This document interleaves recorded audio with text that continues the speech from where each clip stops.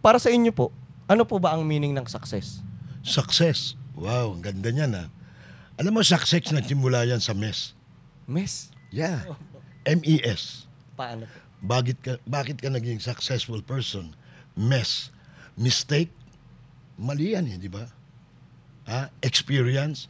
Alam mo na yung mali mo. Ang susunod, success. Di ba? Kailangan po talaga magkamali talaga. Exactly. Kaya nga yung ginawa yung, alam mo ba, if you are familiar with alam mo yung pencil? Opo. Alam mo yung pencil, may pambura yan, di ba? Opo. Bakit ginawa yung pambura? Kasi magkakamali. That's it. You're correct, di ba? Pag mali ka, buray mo na. So, pero pag alam mo na mali ka na, so, alam mo na, experience mo na. Gagawin mo pa ba yun? Hindi na dapat. Siyempre, wag na. Opo. To earn, at ayan, kailangan makuha mo yung tinatawag na success. Kasi yung pagkakamali naman, dumarating sa buhay ng tao yan. Opo. There is no such thing an overnight success. Tama? Opo. Pinaghihirapan yan. Totoo. Lahat yan may magsubok. Kaya nga meron dyan, yung magpakailanman, di ba? Opo. Lahat yan.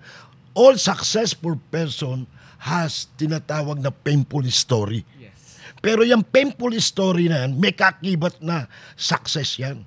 Accept all the pain and wait for your reward. Yun. Yes. Ganun. Kailangan po talagang i-render yung sacrifice. Exactly. Opo. Kaya nga wala nga overnight success May pagsusubok na madadaanan ka. Kaya yung pagsubok na yan, hindi dapat manalo yan. Yes. Nilalaban. Ikaw ang dapat manaig, ikaw ang dapat manalo. Sa pagsubok na yan. Opo.